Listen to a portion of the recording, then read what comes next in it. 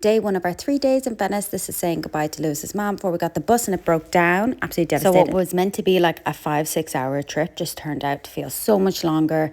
And we eventually got to London and we made it on time. It was so stressful. This was going into Venice. The first time really had to be nice. So we got separated. dropped off the airport. Lewis, this was the first time he had to go in a different section than me because he's English. So because of Brexit and all that, which was really weird. But he also got an extra stamp, which was cool. So this was our apartment we stayed in. It was like shared with a couple of other people because we had such a long day. We decided to just get some pizza from a local place and then start our actual Venice trip the day after. So I've been to Venice before, but Lewis hadn't, so I was really excited to go together and just see all the little streets. So we got a bus in from the town that we stayed in, and we got a croissant and coffee because Italian coffee is the best. Unpopular opinion, I don't really like Australian coffee. I just find it so weak, and Italian coffee was so stronger and so much nicer, and the croissants were so flaky. We loved it so much. So because we're only there for a short period of time, we wanted to try jam pack as much in. So the first thing we did was the Dodge Palace, but we actually found it difficult to find. Then we did find it and it was really beautiful. And trying to actually get photos and videos inside is just really hard because you can't comprehend how beautiful it is unless you're there. So I find that really hard sometimes with just an iPhone to get really good photos and videos.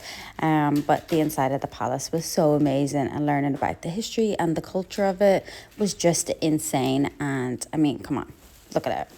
I mean, it looked a million times better in person, but it was so beautiful. So after being in there for about 2 hours, we went outside and had a look around the street and decided to find somewhere cute to go for lunch. And this is Lewis having a macchiato. This was our lunch we had. Mine was mozzarella and some meat, and Lewis had some fish. They were both amazing. Then we decided to go into the tower because it was only €10 each, and there was like no queue as well. So we thought it was a win-win, and it was so beautiful from the top. It was something I didn't realize we could actually do until we were there. Also, it started to flood and we were panicking a little because we only had one pair of shoes with us for the trip and we didn't want to get wet. So you have to get an elevator up. You can't walk up the stairs, which I was surprised by, but probably better to take the elevator. And this is the top. It was so beautiful, and I just couldn't believe it.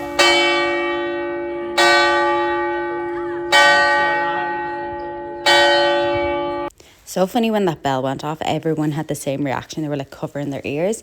So you don't actually need to spend that much time up there, you just get to see it from above.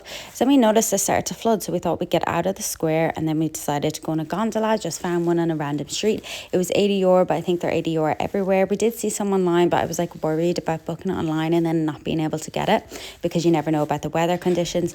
As you can see, the water was starting to rise quite a bit, so we actually had to tilt the boat to the side to go under a lot of the bridges, which was like really nerve-wracking.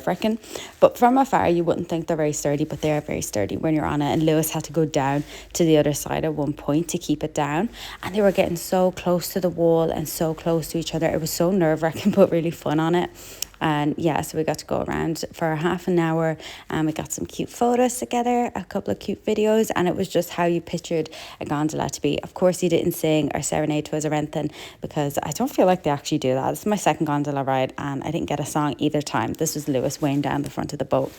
Afterwards, we decided to get some gelato because we were in Venice. And then on our way walk back, we saw this little boat that had like selling fruit, which we thought was really cute. So at this point, it was starting to flood a lot and we were too cheap to buy the boots. So we decided to just take our shoes off and walk right through. I don't know if it was the safest or best idea, but it made the experience a little bit better when in Venice. And then we saw this boat going under the bridge, you'll see in a second. And we were like, oh my God, it's so close. We really thought it was going to crash. Then we turned out a water bottle and bought a new water bottle, and then realized there's actually loads of fountains all over that you can just refill your water. And then we finished off the day in a local Italian restaurant to get some food.